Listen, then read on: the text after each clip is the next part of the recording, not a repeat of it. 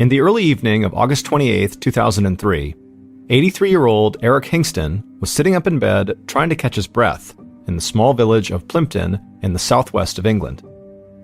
Eric's 81-year-old wife, Audrey, fluffed up a pillow behind him to make sure he was as comfortable as possible. She kissed her husband on the cheek, walked across the small upstairs bedroom, and opened up the window. A cool summer breeze blew in, and Eric instantly seemed to relax. For the past 3 years, Eric had been dealing with a series of health issues. He could only walk short distances with the help of 2 canes, he had heart problems, and he had a catheter. But despite these health issues, his wife, Audrey, had worked hard to give Eric as active a life as possible. And for years, together, they had managed to do just that. But recently, Eric had also begun to suffer from severe asthma, and so he struggled to breathe a lot of the time. He had tried different medicines and treatments, but sitting upright in his bed with the window open seemed to be the only thing that brought him any relief. Audrey turned from the window and looked back at her husband on the bed, and she smiled. She could see his breathing had started to slow down, and he had a calm look on his face now. Eric gave a little smile back to his wife, but it was obviously forced. He hated that he was stuck in bed so much of the time lately. It was just not how he'd imagined his life playing out. And a big reason for that was because Eric had spent the early part of his life in peak physical condition, facing dangers that most people couldn't even imagine. When he was a young man, he joined the Royal Air Force, and he had become a highly decorated World War II pilot who flew covert missions into occupied France. After leaving the military, he no longer risked his life on a regular basis, but he still pushed himself to work hard all the time and to accomplish any goals he set for himself. Eric got married to his first wife, they started a family, and he opened and ran a very successful neighborhood butcher shop that was located below the house where he still lived. And so for decades, Eric had been a highly respected war hero, business owner, and beloved member of the community. But now, he just felt like a burden. Eric's second wife, Audrey, sat down in a chair near the bed and took his hand. The two of them had gotten married later in life, when they were in their 60s, after both of their first spouses had passed away. Audrey knew Eric hated the situation he was in now, but she reminded him that they had shared almost 20 wonderful years together, and she wouldn't trade that for anything. Audrey asked Eric if he needed any more help, but he just said he just wanted to know how the butcher shop was doing. Audrey shook her head and sighed. One of Eric's sons now ran the family business, and he ran it well, but Eric just could never quite let the shop go. Audrey told him she was sure everything was just fine, but she told him she would head down to look into the shop just to check in on things.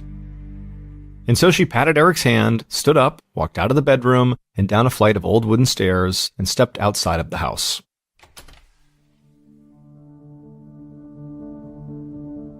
The street where Audrey and Eric lived in the suburban village of Plympton had barely changed in decades. The butcher shop was connected to the house, but it had its own entrance, and right next door was a popular old neighborhood pub. Stone houses lined the little neighborhood, and Audrey could see the spires of St. Mary's Church, which dated back to the 1300s, rising up in the distance. Audrey walked just a few feet to the entrance of the butcher shop. A bell rang above the door as she stepped inside, and right away she saw Eric's son, James, standing behind the counter and slicing into a piece of meat for a customer. James waved at Audrey, and she walked over, and the two spoke for a few minutes. Eric's children and Audrey's own children had been adults when the couple first got together, so Audrey hadn't played any part in raising Eric's kids. But she'd always gotten along well with all of them, and she was thankful that James had dedicated himself to keeping the family shop up and running. A few more customers walked in, and so Audrey said she didn't want to get in the way of business, so she said goodbye to James and walked back outside. She smiled at a pair of young men who were heading into the pub next door, and she could see the street starting to come to life as people got off from work and headed out for the evening. Audrey took a breath. She missed the days when she and Eric would duck into the pub for a pint and end up talking to their friends for hours, and she knew Eric missed that too. She walked back to the house and put on a smile. She didn't want Eric to see that she was feeling a bit sad about how their lives had changed since he'd gotten sick. Audrey walked upstairs to the bedroom and checked on her husband. He was still sitting up in bed, feeling the breeze on his face. He told her he felt like his breathing was much better, but he was feeling a bit tired, so he might just go to sleep. He asked Audrey to keep the light on, which she almost always did anyways, in case he needed to get up in the middle of the night. Then Eric gave his wife a kiss and closed his eyes. Audrey told him to sleep well. Then she walked to the bedroom door, but she stopped before she walked out. She could hear loud noises coming from the pub next door. She thought about closing the window to block the noise, but she knew Eric could sleep through loud sounds, and having the window open meant he got fresh air. So she left the window open, glanced back at her husband one more time, who was already falling asleep, and then she walked out of the room.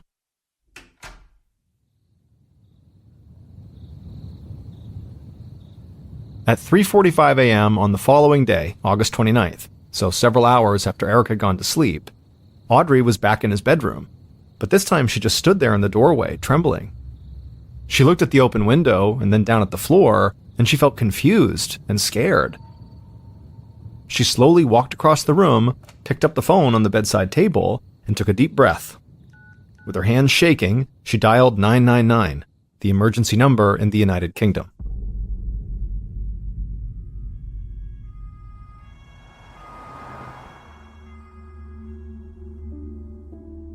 Minutes after Audrey's call, police and paramedics sped down the small village street towards Audrey and Eric's house, their sirens waking up people all around the quiet neighborhood.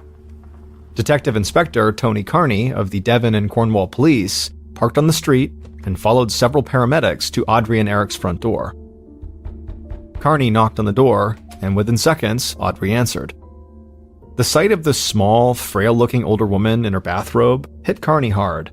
She looked terrified, and when Carney introduced himself to her, he could tell she was confused and struggling to put words together. Carney made sure the paramedics could get inside the house and head upstairs to the bedroom, but Carney stayed at the door with Audrey.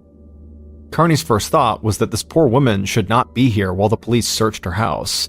She should be somewhere else where she felt safe and calm. Carney also knew he was dealing with a crime scene here, and he didn't want Audrey to accidentally touch or move potential evidence. So he asked her if there were any family members she might be able to stay with while the police were inside of her home. Audrey looked up at him and slowly nodded. She said her son was a retired police inspector and he lived not too far away. Carney signaled for another officer to come to the door, and he arranged for him to drive Audrey to her son's house. Once Carney felt sure that Audrey would be looked after, he put on his gloves, stepped inside the home, and walked upstairs to the bedroom. And when he got up there, he felt like he'd stumbled into a TV crime drama or something, because on the floor of the bedroom, he saw all the paramedics gathered around Eric Hingston, who had clearly been dead when they got there. And Eric had been brutally stabbed in his collarbone. On several British TV shows, murders took place in small English villages every week. But in reality, murder cases in places like Plympton were virtually unheard of.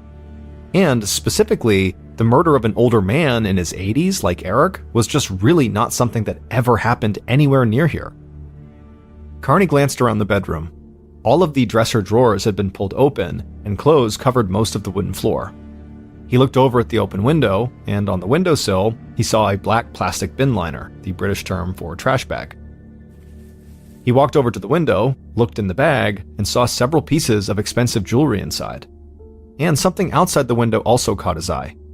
Carney leaned out, and in the glow of a single outdoor light, he saw a metal ladder perched against the house just below the bedroom window.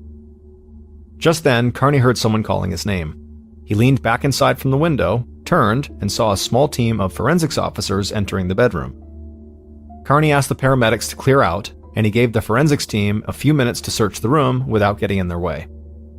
And soon, it was pretty clear that all the investigators and first responders believed the same thing. This had to have been a robbery gone bad. Someone must have climbed up the ladder into the bedroom, stolen some jewelry, and then Eric must have woken up, tried to stop them, so they killed him. But if that was the case, Carney wondered why the thief had left the jewelry behind.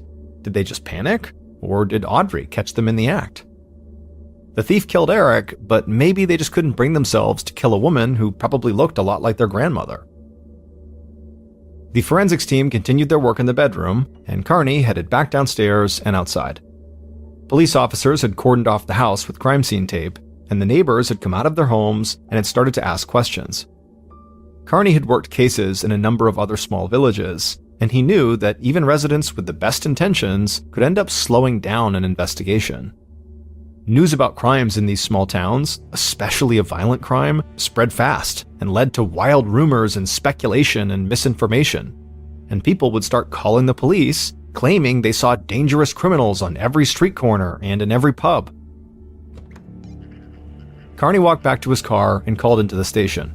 He said he wanted a mobile command unit set up near the house, and he wanted officers on site whose sole purpose would be to answer questions from the community and provide as much transparency as possible. After that, Carney walked away from his car and informed the officers outside that they would have help soon. But before Carney could go back into the house, he saw another uniformed officer leading a middle-aged man towards him. The man looked almost as dazed as Audrey had. The man introduced himself as the victim's son, James, and he said he ran the family butcher shop connected to the house. A friend who lived nearby had called him to tell him what was going on, and James said he had spoken to the uniformed officer, so he already knew his dad was dead. Carney eyed James and then looked over at the shop. He wondered if it was too much of a coincidence that James worked at a butcher shop, presumably with knives, and his father was the murder victim who had been stabbed to death. James told Carney he still needed to call the rest of his family to let them know what had happened. Carney said he understood, however, before he left, he wanted to know if anyone who worked at the butcher shop, or anyone who might have worked there in the past, could possibly have had a grudge against his father. James shook his head and said no. He said police could talk to anyone who had ever worked for his dad, or anyone in the neighborhood for that matter, and they would all say they loved Eric, like family. Carney said how sorry he was again, and then told James he would follow up when he needed to, and then Carney walked back inside the house. Up in the bedroom, Carney found the forensics team combing over every inch of the floor and also bagging jewelry and clothing as potential evidence. One of the officers told Carney that they had pulled blood samples from Eric's body, but they hadn't found that much blood on the floors or the walls. They believed the stab wound had been deep enough to puncture Eric's lung and kill him, but it hadn't actually caused a lot of bleeding. The forensics officer said the puncture spot on Eric's body was deeper than it was wide, which most likely meant the blade was very, very sharp. The officer also said that they still had not found the murder weapon or any usable fingerprints in the room or outside of the window, but they would keep on looking. Carney hoped the team would eventually find usable prints, but he thought he might not even need them, because he believed there was a good chance Audrey had interrupted the robbery and gotten a good look at her husband's killer.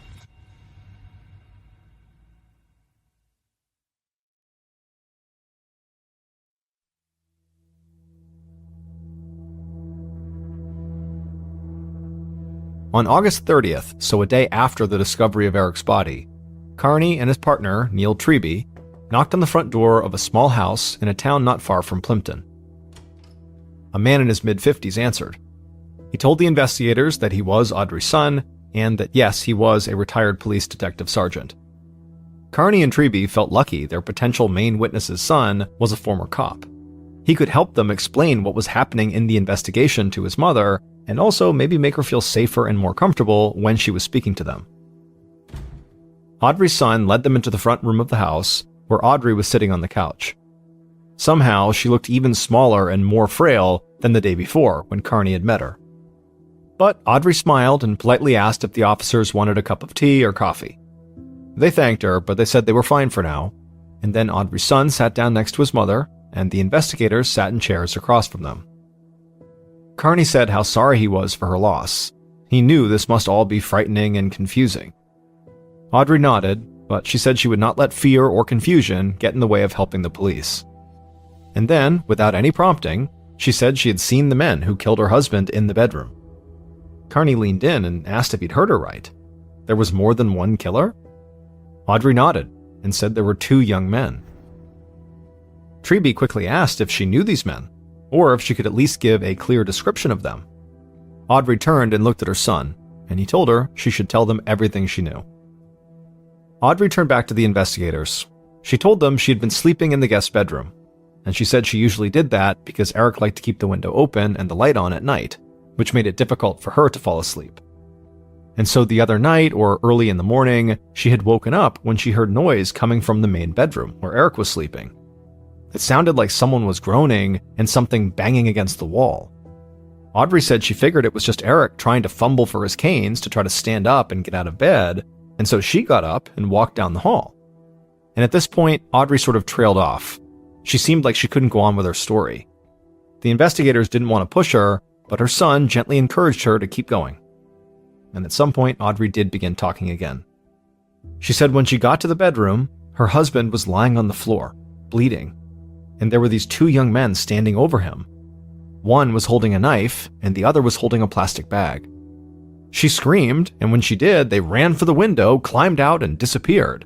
However, the one that had been holding the bag dropped the bag on the way out.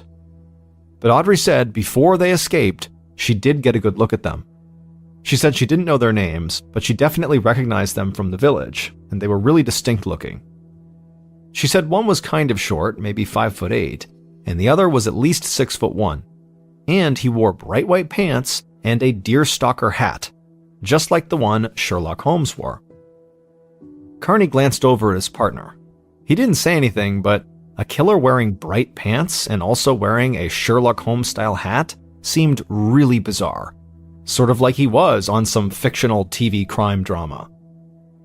Carney asked Audrey if she wouldn't mind giving a detailed description of these two men to a police sketch artist.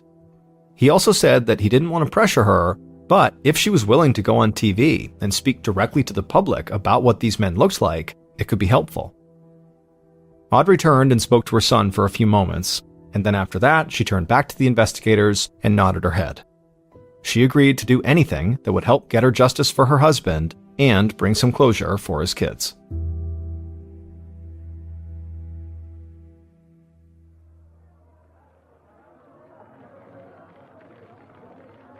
On September 4th, so 5 days after Eric's murder, Inspectors Carney and Treby stood next to Audrey in a large conference room filled with newspaper and television reporters.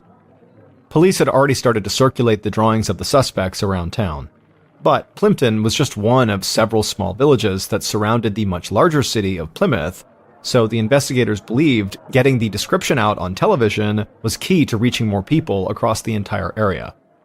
The investigators also believed if people just saw Audrey telling her tragic story, they might be more willing to help.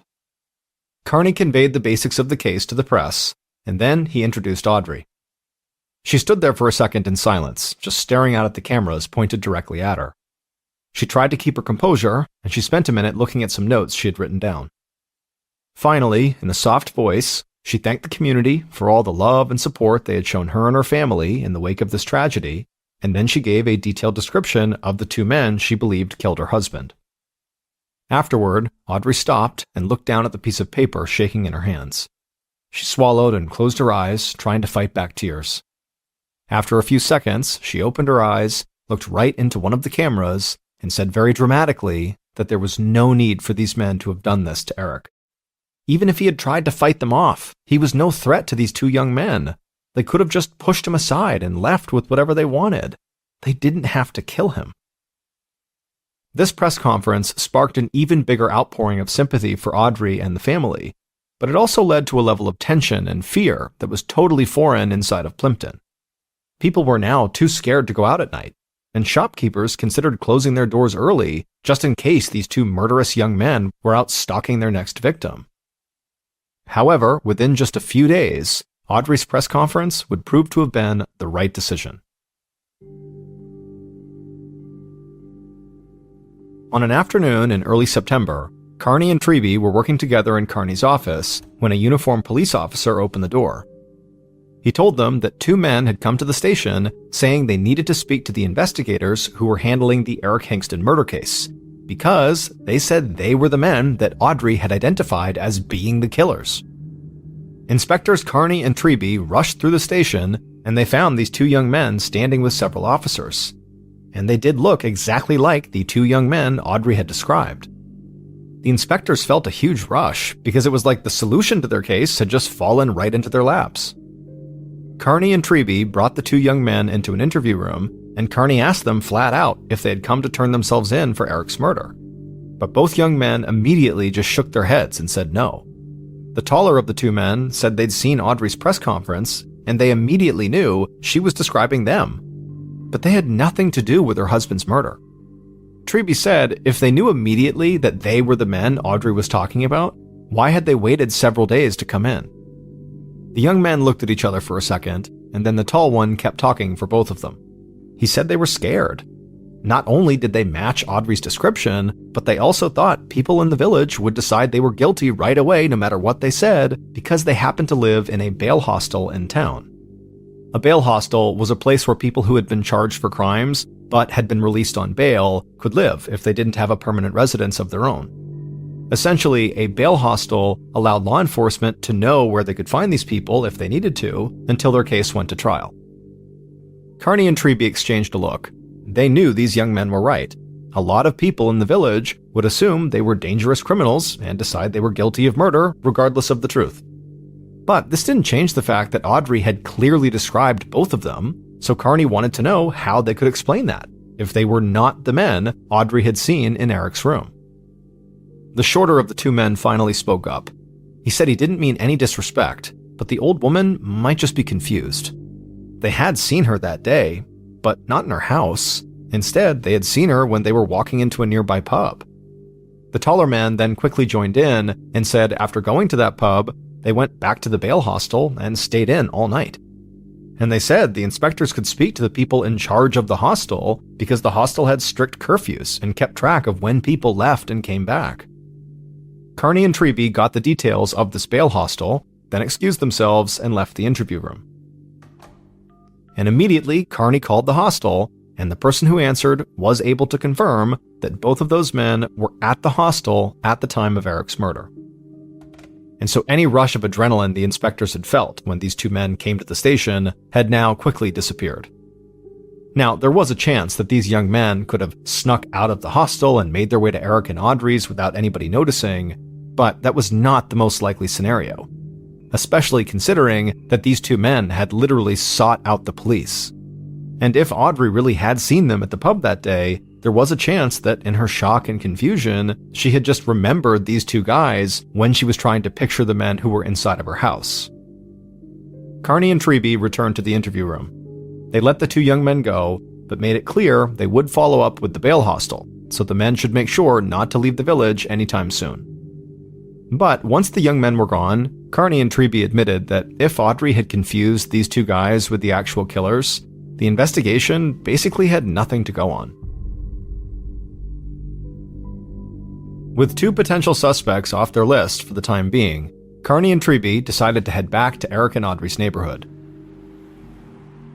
At the mobile command center the police had set up near the house, the inspector spoke with shop owners, old family friends, and delivery drivers and paperboys who might have seen something while they were on their routes early in the morning when Eric was killed. But nobody seemed to have seen or heard anything unusual.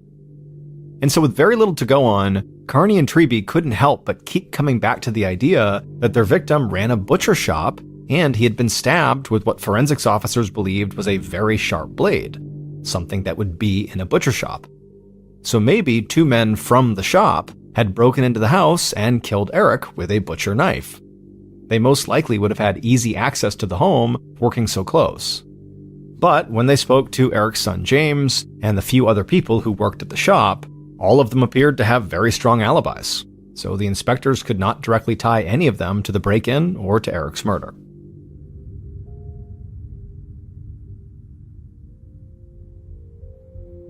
On September 11th, 2 weeks after the murder, Carney and Treby started to feel like the case was already slipping away from them. Their interactions in the community had not yielded any new evidence.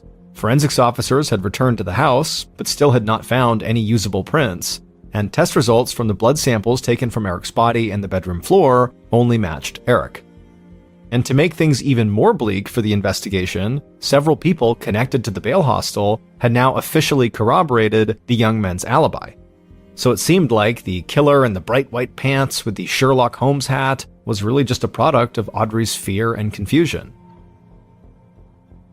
That day, while Carney and Treby continued to look for anything they might have missed in their case files, they suddenly got a call from a police officer in a nearby town. They put the call on speakerphone, and they could both tell right away that this officer sounded upset. He said he had been dispatched to Audrey's son's house because Audrey had attempted suicide by overdosing on pills. The officer said that paramedics had gotten Audrey to the hospital fast enough to save her life. But he also said he had found a suicide note on site, and the note read, "Please catch the terrible people who ruined my life. I cannot live without Eric." As soon as Carney and Treby hung up, a sense of guilt hit both of them. They knew their investigation had not really been going on that long, but the fact that they still had not found the killers had clearly taken a toll on Audrey. Carney and Treby left the station and headed right to the hospital to check on Audrey in person. When they arrived, they learned that Audrey was okay, however, for now, she just needed to rest and recover on her own. So, the inspectors, instead of speaking to Audrey, spoke briefly with a social worker who had met with Audrey when she was first brought into the hospital. And after this conversation, the inspectors decided they needed to start from scratch. There had to be something inside of Audrey and Eric's house that they and their team had simply missed, and they had to make sure they found it before anything like the suicide attempt happened again. Not long after this hospital visit, Carney and Treby led their investigative team back to Audrey and Eric's house. And this time, they wanted to recreate the robbery and murder as best as they could, hoping this might lead to hidden fingerprints or some new idea about what could have happened. They started by having 2 police officers place the ladder outside against the house, scale it, and then try to climb into the bedroom window. And what they discovered is because of the way the window was designed and where it was situated in the house, it meant that somebody would have to awkwardly stretch up from the ladder, grab onto a small piece of cement, and pull themselves up and over the windowsill and into the bedroom. This proved to be so difficult that even the youngest, most fit cop on the team couldn't do it. And so the only other option for the killers, assuming they were using this ladder, would have been to use the ladder to climb onto the roof of the house and then scale down from the roof and sort of swing themselves into the bedroom. And this scenario, much like the first one, required a lot of strength and to some degree a level of fearlessness because the risk of falling was quite high. And even with all that, it still would have been really hard to pull off. So police wondered if maybe the killers had somehow practiced this maneuver beforehand. After the investigative team tried several more times to run through various ladder scenarios, they headed back inside the house to do another complete search. Now, Carney and Treby had no idea if during this search they would find anything new. The house had already been searched on 3 separate occasions. But they still encouraged their team to literally look everywhere in this house, even in places where it didn't even seem possible that a clue could turn up. And after another lengthy search, when Carney and Treby had both become convinced that they were going to come up short again, they heard an officer shouting their names from the kitchen. Carney and Treby ran through the house. In the kitchen, they saw an officer standing by an open drawer with his back to them. Carney asked what was going on, and the officer said he'd found something that was stuck in the small space between the drawer and the counter the drawer was in. Carney and Treby just stood there with bated breath as this officer jimmied the drawer to try to free what was stuck there. And then finally, the officer got it free, and he turned around, and in a gloved hand, he showed them what was stuck. It was a knife with a red handle and a sharp 7-inch blade. It was the type of knife that would most likely be used by a chef or a butcher. That knife was immediately sent to the crime lab for testing, and when the results from those tests came back, it only confirmed what Carney and Treby already knew. This knife had cracked Eric's murder case.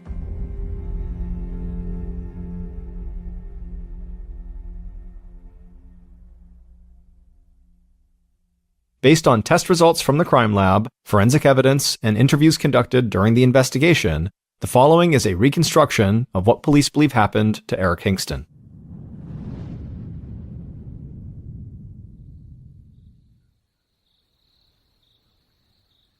In the early morning hours of August 29, 2003, the killer dragged a tall metal ladder from Eric and Audrey's back garden to the side of the house. It was dark, except for a couple of house lights on the street, and the neighborhood was completely quiet. The killer placed the ladder against the house beneath the bedroom window, and as they placed it there, the metal of the ladder clanged against the concrete of the house, and the killer froze. They looked around nervously, but there were no signs that the noise they had just made had attracted any attention. So, after that, the killer, instead of walking up the ladder, walked around to the front door of the house and went inside. and they headed up the stairs, holding a sharp 7-inch blade in one hand and a plastic bin liner in the other. Each step they took on the staircase made the house creak, so the killer moved slowly, trying to make as little noise as possible. The killer reached the top of the stairs, walked down a short hallway, and entered the bedroom where Eric was sleeping. The light was on, and the killer saw Eric sitting up in his bed. However, he was fast asleep. The killer placed the plastic bag down on the floor, then took a breath, gripped the knife tight, and walked across the room. They stood over the side of the bed staring down at Eric. Then they raised the knife up and slammed it down into Eric's collarbone. Eric woke up, wheezing and trying to scream. Blood began running down his shirt, and he used all of his strength to pull himself up out of bed, but as soon as he was up, he just collapsed and fell to the floor. The killer just stood there, watching Eric as his breathing got slower and more strained until Eric went still. He had died. The killer then walked to the dresser, opened up the drawers, and began tossing articles of clothing all over the floor. When they had almost emptied the dresser, they stopped, went over and grabbed their bin liner, and then walked over to a jewelry box that was sitting on the bedroom vanity, and they dumped most of the jewelry that was inside of it into the liner. The killer carried the now full bag across the room and placed it on the windowsill. Then they looked outside through the open window to make sure the ladder was still in place, and it was. Satisfied, the killer left the bedroom, went downstairs, but instead of going outside, they went into the kitchen, and they calmly hid the murder weapon in the space between a kitchen drawer and the counter. After that, the killer walked to the front room, sat down on the couch, and waited almost 2 hours before they called the police to report a robbery and a murder that had taken place inside of their own home.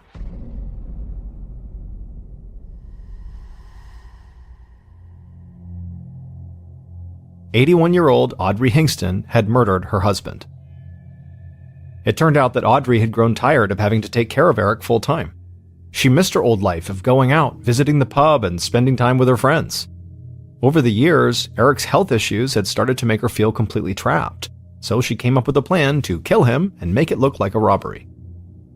Audrey went as far as to pick the 2 young men she would pin the murder on.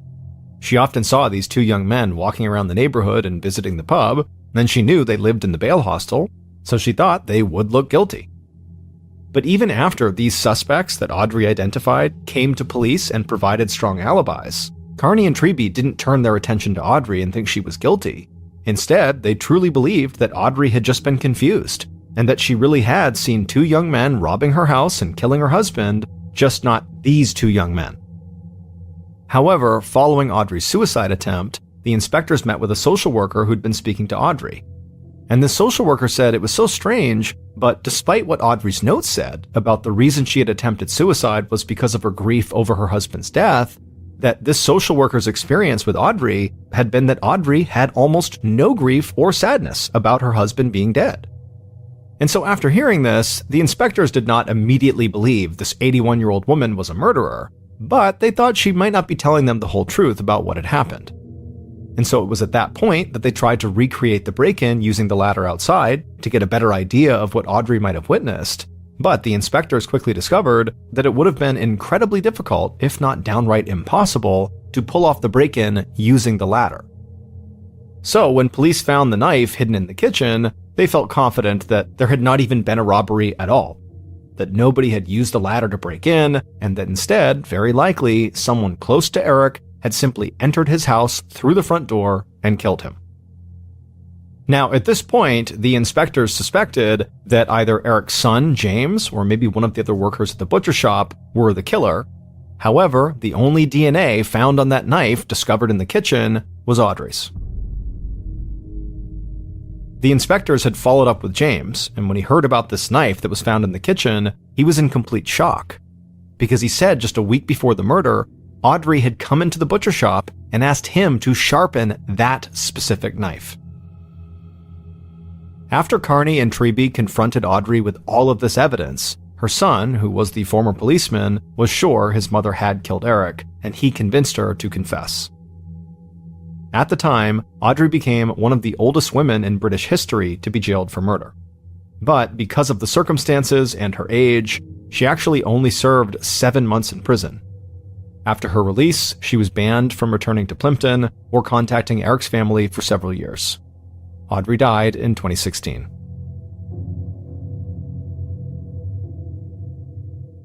Scattered across the North American continent are many ghost towns, places that used to be vibrant and alive that are now dead and abandoned. In these places, you can find old churches and buildings and schools that are usually in a pretty significant state of decay. The reasons a town might die varies. Sometimes it's because a new railroad or highway is put in that bypasses the town, or the town has just exhausted all of their natural resources, which were the original draw to the town. Mining towns are a good example of that. Other reasons are wars, natural disasters, political wranglings. There's a whole bunch of reasons why towns just suddenly stop existing. But there's one ghost town in North America that has a really unique and very dark reason for why it ultimately was abandoned, and that town is Portlock, Alaska. Portlock, which is also called Port Chatham, is located on the farthest southwestern tip of the Kenai Peninsula. It's easily one of the most beautiful areas in all of Alaska, but it also happens to be very remote. And Portlock specifically, even by Kenai standards, is considered extremely remote. You can only get there by boat or by bush plane. The town was technically founded in 1787 when Captain Nathaniel Portlock of the Royal Navy landed there, but it wasn't really turned into a real settlement until the early 1900s when commercial fishermen built a cannery there. By 1921, the town's fishing economy was doing so well that the US government believed they would be the next major commercial fishing hub, and so they actually established a post office there. Everything seemed to be going great for Portlock until the 1930s when rumors began seeping out along the Kenai Peninsula that there was something wrong with Portlock.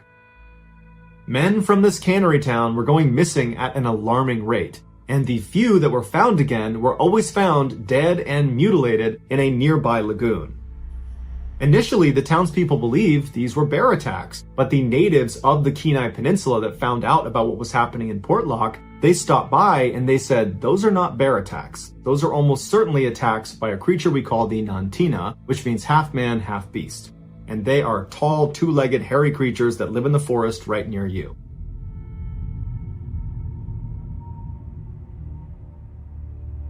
Now, of course, this just sounds like folklore. But when you consider the fact that from 1930 to 1950, dozens of Portlock residents disappeared in that forest or were violently killed and then dumped in the lagoon right outside of the forest, it makes you wonder what's in the forest. But since none of the people who went missing were ever found alive again, there was never any good description of what it was that was causing them to disappear in the first place. Well, with the exception of one case. In 1943, John Meyer, who was a resident of Portlock, was at his campsite and he was crouched down when he felt something leap onto his back and start pummeling his head and hitting him on the side, and he kind of went into the fetal position, and then at some point his dog started barking and caused whatever was on his back to get scared and run off, and so John, who's been badly beaten, rolls over and he looks towards the tree line and he sees this enormous, tall, hairy man running into the woods. And so John gets up and he stumbles his way into town to try to get help, and he's able to tell someone what happened to him before he ultimately succumbs to his injuries and dies. After the John Meyer incident, another group of Portlock men were up in the forest doing some hunting when they discovered these enormous 18-inch long tracks, and they followed them to a clearing where it looked like there was this epic death struggle, that clearly two huge animals had gotten into a struggle here. There's blood everywhere, there's pieces of what looked like a bear or maybe a moose, and then these tracks continued out of this clearing and went right up the mountain, and the men did not dare follow those tracks to see whatever it was that emerged victorious in this clearing. Even the Alaskan newspapers began speculating that something was off about Portlock. This was more than just some crime being committed, that there's something happening there that we can't understand.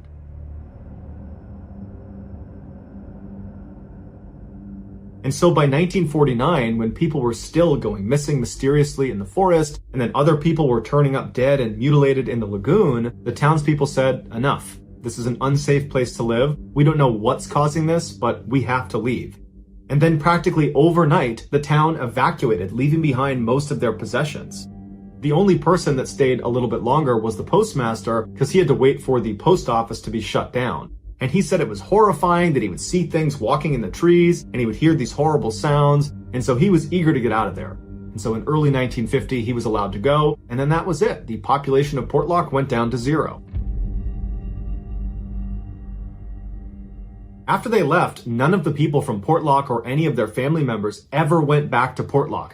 So the only people that have really ever gone back to Portlock are people that unfortunately wound up there, like in the 1970s when some fishermen got caught in a storm, and so they sought refuge in Portlock. But after setting up their camp, they saw something huge walk past them in the tree line, and it apparently was so terrifying that they literally packed up their camp, went back in their boat, and then went back out into the storm to avoid whatever it was they saw. Besides the fishermen, the only people that have gone to Portlock are people that want to come face to face with whatever it is that drove the people out of that town. But to put in perspective how few people do that, there's almost no modern photographs or videos of Portlock. But there is one very eerie modern photograph of this building that's right in the heart of Portlock. It's one of the very few buildings that didn't collapse, and it's located right next to the forest where many of the men who went missing were last seen. And it's also not far from the lagoon where many of the dead men and dead people that were taken were found. And even if you don't believe there's some Nantina running around the forests of Portlock, you have to understand that something was killing and taking these people, and to date, we still have no idea what it was.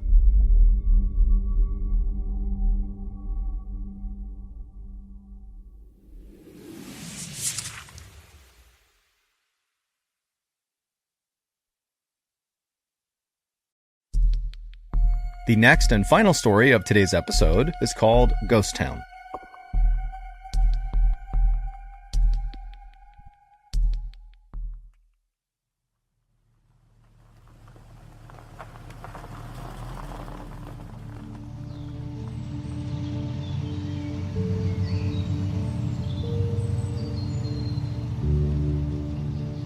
It was a bright summer day in 1906, and Dr. William C. Clark and his wife Harriet were driving slowly through a beautiful part of northwestern Connecticut called Litchfield County. Litchfield is a rural, very hilly area with lots of winding country roads, and the Clarks were there to try to scout out an area to build their second home. The couple lived full-time in New York City, where Dr. Clark was an oncologist, which is a cancer doctor, and he was also a professor at the Columbia College of Physicians and Surgeons. And while the Clarks' lives were very exciting and fulfilling in the city, they were also very hectic and chaotic. And so the reason they had settled on Litchfield as the place to look for a location for their second home is because it was the total opposite of the city. It was quiet, it was peaceful, it was perfect. And so as this couple from New York City drove along these winding backcountry roads, they eventually reached this beautiful covered wooden bridge, and after they drove across it, they got this view up onto this mountainside off to their right, and high up on this mountain was this huge, shaded, beautiful forest. And they saw there was a road that appeared to kind of spider off and go into these woods. Now, the couple had no idea what was up there, but it was just so beautiful, and they were immediately so drawn to it that they decided they would go check it out and see if maybe there was a spot for their second home in these woods. And so Dr. Clark took the car and he went up this access road, and very quickly as they began climbing up this hillside, the road became very bumpy and overgrown. It was pretty obvious that not many cars were driving into these woods, and so before they even reached the tree line, Dr. Clark had to pull the car over and park it on the side of the road, and then he and Harriet got out, and then on foot, they continued up towards the forest. And once the couple actually entered the forest, immediately the sunlight faded because the canopy over their heads was so thick, and the air became cool and refreshing. And after walking for only a couple of minutes, the forest, which at first seemed very still and quiet, suddenly became alive. They could hear birds chirping and animals running around and insects buzzing. And then up ahead, they saw there was this field off to the side of the road that was full of all these wild apple trees growing in all different directions. And as they got closer, they saw there was just a deer right in the middle of the apple trees eating apples directly off the branches.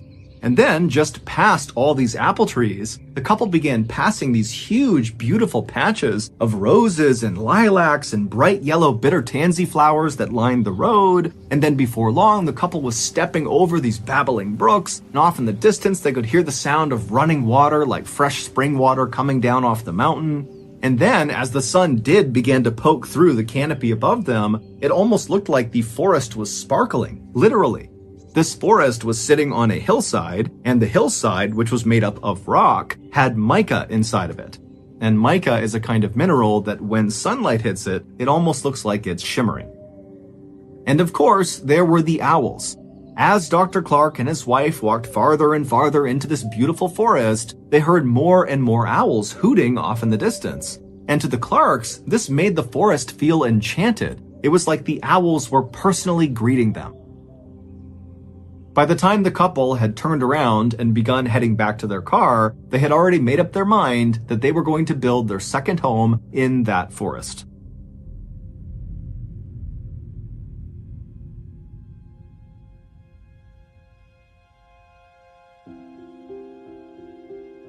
And so, after returning to their home in New York, they promptly put in the paperwork to purchase 1,000 acres inside of that Connecticut forest. And that forest had a name. It was called Dark Entry, and it was named that because it looked like from the outside, the forest was basically dark all the time. There was shade cast on it from mountains nearby, and then also the canopy inside of Dark Entry is exceptionally thick. At one time, there actually had been a town inside of Dark Entry Forest. However, all the people who had lived in that town were now all gone. The only remnants of this town were a couple of crumbling stone walls and a couple of home foundations that were scattered about the Dark Entry forest floor. The Clarks had seen some of these ruins as they walked along this overgrown path through the forest, but they weren't concerned. Instead, they felt like these ruins actually added some charm to the forest. After the land purchase was finalized, Dr. Clark began looking for local builders in Connecticut who could help him build this second home inside of Dark Entry Forest. But no matter how much money he offered these local Connecticut builders, they all said no. Now, none of them gave a straight answer to Dr. Clark about why they were turning him down, so Dr. Clark just kind of assumed that, hey, this project is not huge, it's just one house, and the forest is pretty isolated and hard to get to, and so he thought, probably these builders think it's not worth the effort. But Dr. Clark was not discouraged. He decided he would just build the house himself. After all, he was a very handy, competent guy who had grown up on a farm in New Jersey, and so he knew how to build things. And so, for the next several months, Dr. Clark would travel from New York City to Dark Entry Forest every weekend, and he would build this home. First, he cut down this massive swath of hemlock trees on this one flat patch of his land, and then with all this lumber he had cut down, he built his rustic two-story cabin on this flat part of his land. And then nearby on this hilltop, there was a freshwater spring at the top, and so he laid piping from the spring into his cabin so they could have fresh water. And then at the bottom of this nearby hill was this brook, and Dr. Clark loved just standing and watching this brook because inside of it were all these trout that would dart all around. And so Dr. Clark built a swimming pool with beautiful mossy embankments right up against this brook so he could sit there and watch the fish. By Thanksgiving of that year, the cabin was done, and so Dr. Clark and his wife Harriet, they stayed at the cabin to celebrate the holiday. And as they were sitting in their swimming pool watching the trout and listening to the owls hoot off in the distance, they both agreed that this second home was like their little piece of heaven. So, every summer from there on out, and every major holiday that they could manage it, the Clarks would travel to their home in Dark Entry Forest, and they would swim and hike and relax, and they'd watch the leaves on the mountainside turn from green to bright yellows and oranges and reds. It was perfect. That is, until 1918. That summer, the couple was in their second home in the forest when Dr. Clark was suddenly called back to New York to attend to a medical emergency. Harriet was very upset at the prospect of suddenly being left alone in this cabin in the middle of the forest by herself for who knows how many days. And so when she dropped her husband off at the nearby train platform, she made him promise that he would come back soon, and he said he would. And then Dr. Clark got on the train, it took off, and Harriet just stood there with her arms crossed, watching it as it chugged along off into the distance. From his comfortable seat on that train, Dr. Clark had no idea that his wife was about to endure a nightmare while he was gone. When the Clarks bought their 1,000 acres in the Dark Entry Forest, they did virtually no research on the forest or the surrounding area. If they had, they very likely would not have purchased that land. You see, the town that used to be inside of the Dark Entry Forest, that was now just ruins that the Clarks saw when they first walked around inside of the forest, was abandoned for a very specific reason. It was cursed. At least that's what the locals say. And in fact, that was the reason why no builders in the area were willing to go with Dr. Clark into the forest to go build his house, because they were too scared to go anywhere near the ruins of this cursed town. This town, which was known as Dudleytown, was first settled sometime in the 1740s. At first, it was just a couple of people and a couple of small structures, but pretty quickly, 30 families had moved in and it was a thriving little town. But as the 1700s came to a close, terrible things began to happen to residents of this town. First, there was the Carter family. They moved to Dudleytown in 1759, and shortly after arriving there, 6 members of their family all died suddenly from cholera. The remaining branch of the Carter family was so grief-stricken from their losses that they left Dudleytown and went to New York, where they resettled. But almost immediately after getting set up there, Native Americans raided their property and massacred them, and the 3 people that survived this massacre were 3 of the kids, and they were all kidnapped and taken away. In 1792, a Dudley resident named Hollister died suddenly. Now, we don't know if he fell off a roof or if he was murdered, no one really knows, but what we can agree on is that his untimely death happened in the home of a man named Tanner. And Tanner, following Hollister's death, suddenly just began obsessively talking about these strange creatures he was seeing out in the woods at night, kind of roaming around the Dark Entry Forest. And he talked about it all the time and nobody listened to him. And eventually, Tanner went insane and his daughter had to care for him for the rest of his life. And while Tanner was slowly losing his mind, his next-door neighbor, named Abel, also began reporting that he was seeing weird creatures roaming around the tree line all around the town. And as Abel continued to report seeing these strange creatures lurking in the shadows, he too slowly went mad and had to be cared for until his death. In the early 1800s, a famous Revolutionary War hero, General Herman Swift, who lived in Dudleytown, lost his mind shortly after his wife was struck by lightning. And then, in 1813, an unknown epidemic rolled through Dudleytown and killed many of its residents. After that, more and more residents of Dudleytown either died suddenly or died mysteriously, and also, more and more residents began coming forward with stories about having seen these strange, shadowy creatures moving around the tree line at night.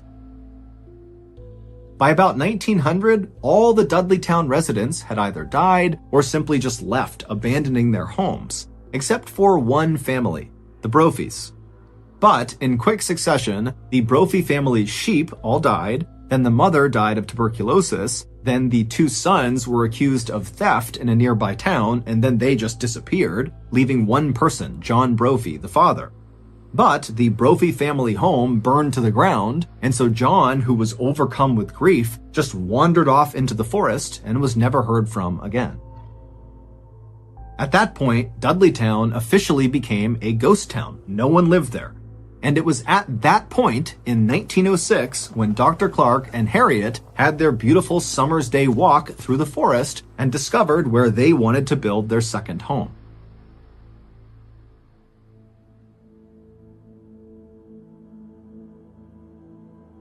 So, fast forward back to 1918, and Dr. Clark, he's on his medical emergency leave to New York. It winds up being very quick. He's back on a train within 36 hours, and he pulls into the station right near Dark Entry Forest, and he's expecting to see Harriet waiting on the platform for him. But when the train rolled into the station, she wasn't there. Now, Dr. Clark was not a superstitious person, but for some reason, when he didn't see his wife there, he just felt like something was off. There's no reason she wouldn't have come out here to greet him. I mean, she was worried about being all alone in the cabin, and she knew he was going to be arriving at that moment. And so, feeling a little bit panicked, Dr. Clark left the train station and on foot made his way over to the dark entry forest. And when he got there and began walking on that overgrown road path that led to his house, immediately as soon as he was within the shade of the trees, he began hearing these owls hooting very loudly off in the distance. Now, normally, the sound of these owls hooting made him feel welcome, but this time he felt scared. He felt like something was wrong up ahead.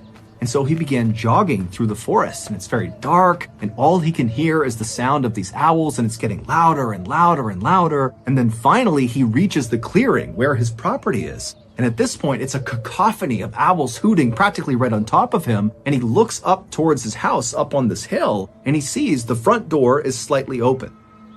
And so now, with his heart racing, wondering what's going on with his wife, Dr. Clark runs up to his front porch, he gets to the door, and he flings it open the rest of the way, and then right before he stepped into his house, this sudden high-pitched noise began up on the second floor inside of his house. And it was so startling to Dr. Clark that he just froze where he was. And so suddenly it's so loud from the owls all around him and the woods behind him and whatever this noise is that he just stood there unsure what to do. And so as he's sitting there getting the courage up to go investigate his house, he realizes what this high-pitched noise is. It's the sound of maniacal, insane laughter coming from the second floor. Sensing his wife had to be in danger, the doctor charged up the nearby steps up to the second floor, and he could tell this laughter, this high-pitched laughter, was coming from the master bedroom. And so he ran down the short hallway, he got in front of the closed door that led into the master bedroom, he slowly opened it up, and there, in the back corner of his room, was his wife. She was on the ground, rolled up in a ball, facing the door. Her hands were clenched in fists, her eyes were open and unblinking, and her mouth was open wider than was humanly possible. And as he's staring at his wife, wondering what's going on, he realizes this insane, high-pitched laughter is coming from his wife. But it doesn't even look like it's coming out of her. Her chest is just heaving, her mouth is staying open, and the laughter is just coming out of her. And so the doctor just stood there watching his wife who's staring directly at his eyes. And finally, he just got so scared, he turned and he ran.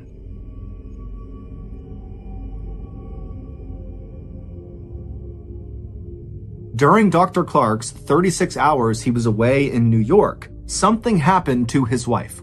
We don't know what it was, but it caused her to lose her mind. The only thing she would talk about was the strange creatures she saw out in the forest. By some accounts, Harriet spent the rest of her life in a mental asylum. By other accounts, she went back with Dr. Clark to New York, where she took her life.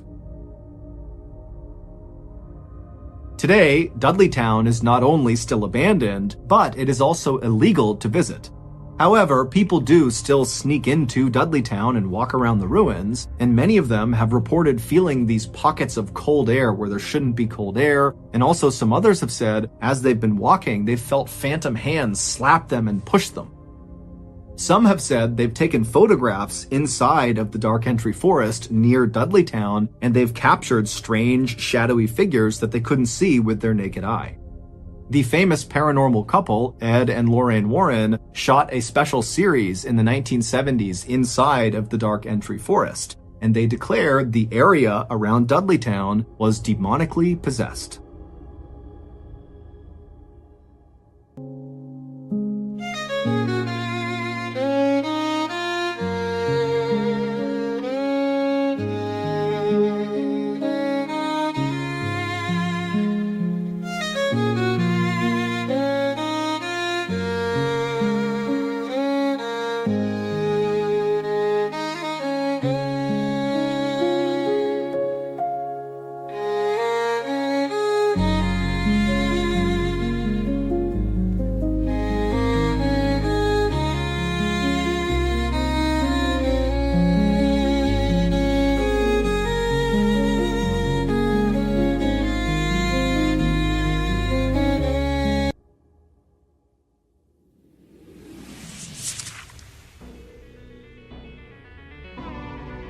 Thank you for listening to the Mrballen podcast. If you enjoyed today's stories and you're looking for more bone-chilling content, be sure to check out all of our studio's podcasts, not just this one, but also Mrballen's Medical Mysteries, Bedtime Stories, Wartime Stories, and Runful.